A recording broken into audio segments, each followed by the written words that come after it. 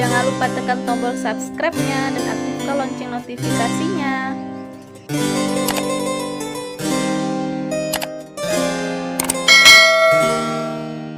Assalamualaikum, welcome to my channel. Berjumpa lagi dengan saya Miftah dan ini merupakan video keempat saya teman-teman. Di sini saya akan khusus membahas tentang kisah Nabi Hud alaihissalam karena Nabi Hud ini merupakan nabi yang keempat yang wajib kita ketahui di antara 25 nabi yang wajib untuk kita ketahui teman-teman.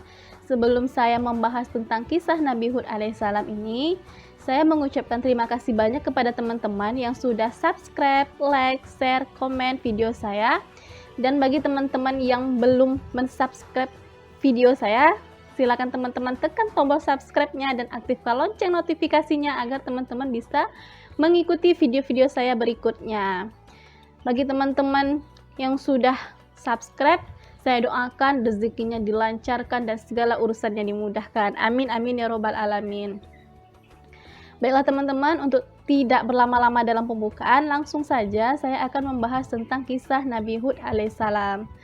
Nabi Hud ini teman-teman merupakan nabi yang keempat yang wajib untuk kita ketahui, dan kisah Nabi Hud ini diabadikan dalam Al-Quran, yaitu surat Hud, surat ke-11, dan memiliki 123 ayat teman-teman. Nabi Hud ini, ketika kita menceritakan kisah Nabi Hud ini teman-teman, dia memiliki kaitan dengan kisah Nabi Nuh alaihissalam karena Nabi Hud ini merupakan cucunya dari Nabi Nuh alaihissalam, yaitu silsilahnya Hud bin Abdullah bin Rabah bin Al-Qulud bin A'ad bin Aus bin Iram bin Sam bin Nuh alaihissalam. Dan kisahnya ini teman-teman juga berkaitan karena waktu saya menceritakan kisah Nabi Nuh, yaitu peristiwa banjir besar yang menenggelamkan semua pengikut-pengikut Nabi Nuh yang kafir teman-teman, yang tidak mau beriman kepada Allah, kan mereka semua sudah dimusnahkan ya teman-teman. Tetapi ada yang selamat, yaitu Nuh dan pengikut-pengikutnya yang beriman kepada Allah Subhanahu wa taala ya teman-teman. Nah, mereka ini memulai kehidupan yang baru, yang lebih baik, dengan tingkat keimanan yang lebih tinggi kepada Allah Subhanahu wa taala dan jauh dari orang-orang kafir, teman-teman. Mereka ini menyebar ke berbagai wilayah. Keturunan Nabi Nuh dan putranya Sam bin Nuh ini disebut dengan keturunan A'ad. Keturunan A'ad ini dikenal dengan kaum Ad. Kaum Ad inilah yang tinggal di Jazirah Arab bernama Al-Ahqaf, terletak di utara Hadramaut antara Oman dan Yaman, di bukit-bukit berpasir gitu teman-teman. Kaum Ad ini teman-teman, mereka ini dianugerahi banyak kenikmatan oleh Allah teman-teman, seperti kemakmuran negeri, kecerdasan, dan kekuatan fisik.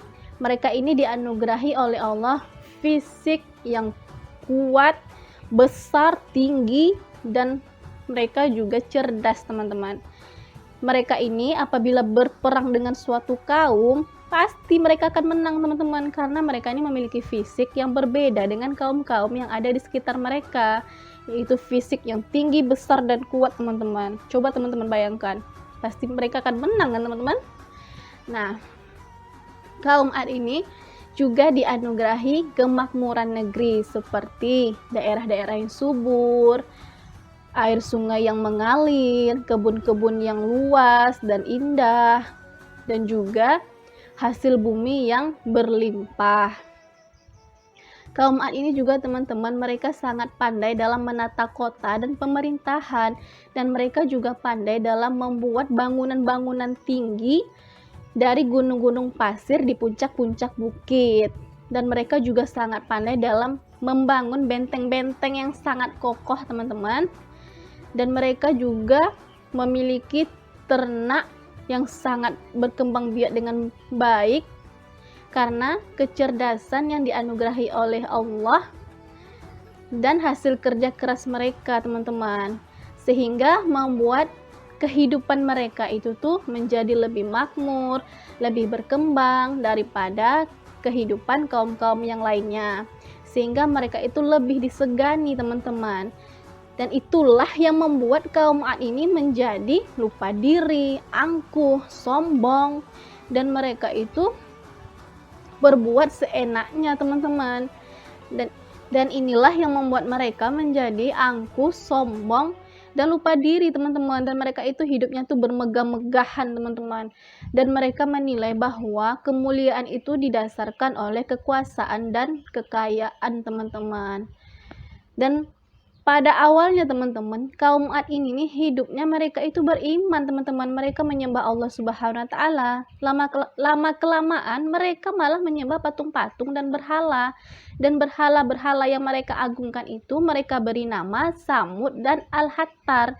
Mereka itu menyerang kaum-kaum yang ada di sekitar mereka dan mereka berlaku sangat bengis, kejam, tragis kepada para tawanannya teman-teman. Dan mereka ini kehidupan sehari-harinya itu dipenuhi dengan maksiat, dan mereka juga menindas kaum-kaum yang lemah, dan mereka juga durhaka kepada Allah Subhanahu wa taala. Nah, di tengah kerusakan akhlak kaum Ad inilah Allah mengutus Nabi Hud alaihissalam ke tengah-tengah masyarakat kaum Ad itu teman-teman, gunanya untuk menyebarkan ajaran Allah Subhanahu wa taala dan mengajak mereka kembali beriman kepada Allah Subhanahu wa taala. Nabi Hud ini teman-teman berasal dari kalangan orang kaya dan terpandang di kalangan kaum Ad, dan dia memiliki akhlak yang mulia, cerdas, dan dia tidak terpengaruh sama sekali oleh akhlak yang buruk dari kaum Ad ini teman-teman. Setelah mendapat perintah dari Allah Subhanahu wa taala, Nabi Hud ini memulai dakwahnya dan dia mengajak kaum-kaum Ad itu untuk beriman, kembali menyembah Allah dan meninggalkan patung-patung dan berhala itu teman-teman. Nabi Hud ini berkata, "Wahai kaumku, sembahlah Allah, tinggalkanlah patung-patung dan berhala itu. Aku tidak meminta imbalan atas semua ini, upahku dari Allah Subhanahu wa taala." Tetapi teman-teman, kebanyakan dari kaum Ad ini malah membangkang teman-teman. Mereka sama sekali tidak mengindahkan, tidak memperdulikan apa yang diserukan atau apa yang diajak oleh Nabi Hud alaihissalam ini. Mereka tetap teguh pada pendirian mereka, mereka tetap kokoh dan tidak bisa digoyang pendirian mereka teman-teman. Mereka tetap pada penyimpangan-penyimpangan atau kesesatan yang mereka jalani selama ini teman-teman, yaitu menyembah patung-patung dan berhala. Dan kaum Ad ini mengatakan kepada Nabi Hud alaihissalam, "Wahai Hud, engkau tidak memberikan suatu bukti yang nyata kepada kami. Kami tidak akan meninggalkan sesembahan kami karena perkataanmu, dan kami tidak mempercayaimu, dan kami mengatakan bahwa sebagian sesembahan kami telah menimpakan penyakit gila atas dirimu." Dan ini terdapat dalam Quran surat Hud ayat 53 dan 54. Nauzubillah min zalik teman-teman, mereka sungguh pembangkangnya luar biasa teman-teman. Lalu Nabi Hud ini teman-teman mengadukan hal tersebut kepada Allah Subhanahu wa taala tentang perkataan para pembangkang itu teman-teman. Nabi Hud ini menyerahkan segala sesuatunya kepada Allah Subhanahu wa taala, pembalasan hukuman yang akan ditimpakan kepada kaum Ad itu teman-teman. Dan Allah pun mengetahui hal tersebut. Allah marah, Allah murka, dan Allah menurunkan azab yang lebih cepat dari yang mereka minta teman-teman, yaitu Allah berikan azab musim kemarau yang panjang yang berlangsung beberapa tahun teman-teman, sehingga membuat mereka ini kesulitan dalam menjalani kehidupan sehari-harinya teman-teman. Air sungai-sungai dan air sumur di sekitar mereka tuh semuanya menjadi kering teman-teman, dan binatang ternak mereka, tanam-tanaman mereka, hasil kebun mereka tuh semuanya mati teman-teman karena tidak mendapatkan air, dan mereka juga dilanda kehausan dan kelaparan yang cukup parah teman-teman. Lalu Nabi Hud ini mendatangi mereka kembali dan menyebarkan dakwahnya kembali teman-teman, dan dia bilang, dan Nabi Hud ini mengatakan, "Wahai kaumku, mohon ampunlah dan bertobatlah kepada Allah Subhanahu wa taala. Niscaya Dia akan menurunkan hujan yang sangat deras dan menambah kekuatan di atas kekuatanmu, dan janganlah berpaling dengan berbuat dosa." Dan ini terdapat di Quran surat Hud ayat 52. Tetapi teman-teman, kaum Ad ini teman-teman tahu gimana reaksinya? Mereka masih saja tetap membangkang, tidak memperdulikan, dan mereka ini tidak mempercayai sama sekali ajakan dari Nabi Hud alaihissalam. Mereka malah meminta-minta kepada patung dan berhala itu untuk segera mengakhiri musim kemarau yang sangat panjang itu teman-teman, dan mereka berharap patung-patung itu menurunkan hujan untuk mereka. Nauzubillah min zalik teman-teman.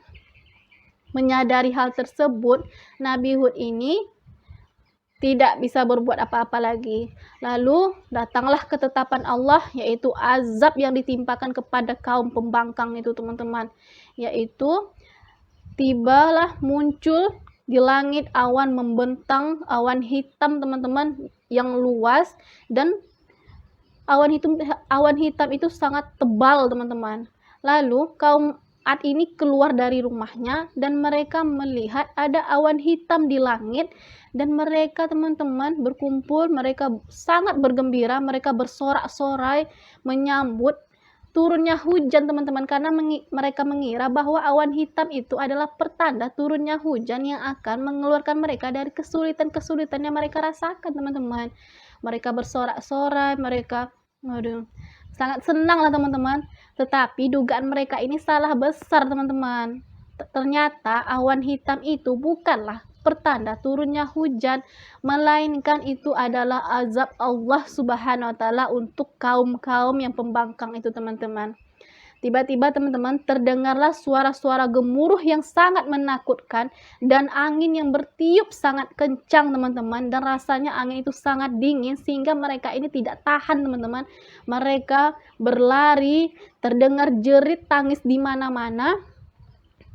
Ampun, ampun, rasanya sangat dingin dan saya tidak kuat, ampun. Tapi apalah teman-teman, azab Allah sudah datang. Walaupun mereka berputus asa, mereka menyesal, sudah percuma karena Allah sudah murka, Allah sudah marah, Allah turunkan azab itu kepada mereka.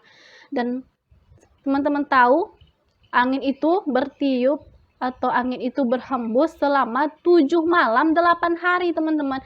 Dan itu terus menerus dan tidak berhenti-henti teman-teman, sehingga rumah-rumah, pohon-pohon, patung-patung berhala itu teman-teman, dan gedung-gedung yang tinggi, semuanya itu hancur porak-poranda teman-teman. Dan binatang-binatang ternak mereka itu semuanya terbang entah kemana, tinggi melayang tak tahu teman-teman, hancur semua teman-teman.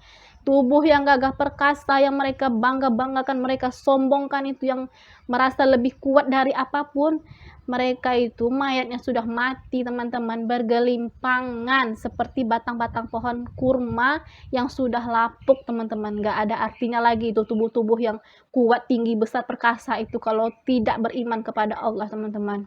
Dan pengikutnya yang beriman ini, mereka sama sekali tidak merasakan angin yang luar biasa itu teman-teman. Mereka tetap berada di rumah, mereka dengan aman, mereka selamat teman-teman. Setelah semuanya hancur, tidak ada tersisa lagi, kaum Ad yang makmur itu teman-teman, yang dipenuhi dengan gedung-gedung tinggi dan semuanya itu banyak kenikmatan, itu semuanya habis porak-poranda teman-teman. Dan Nabi Hud ini dan pengikutnya meninggalkan negeri Ad tersebut dan mereka berhijrah ke Hadramaut. Dan di sana Nabi Hud dan pengikutnya yang beriman ini memulai kehidupan baru dengan sangat senang dan jauh dari orang-orang kafir teman-teman.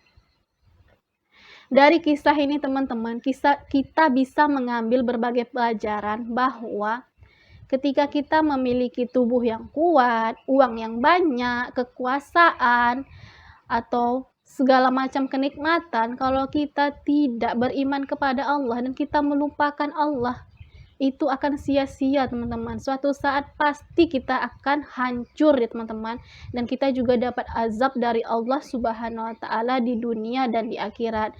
Marilah teman-teman, ketika kita diberikan kenikmatan sama Allah, diberikan segala kesehatan, kemudahan dalam urusan, jangan sekali-kali kita melupakan Allah Subhanahu wa taala. Selalulah beriman dan pegang teguh kepada keyakinan kepada Allah setiap urusan yang kita lalui di dunia ini. Saya akhiri teman-teman video saya Apabila ada kesalahan dalam kata-kata, itu datangnya dari saya teman-teman, dan hanya kebenaranlah yang datangnya dari Allah. Saya akhiri video saya dengan assalamualaikum warahmatullahi wabarakatuh.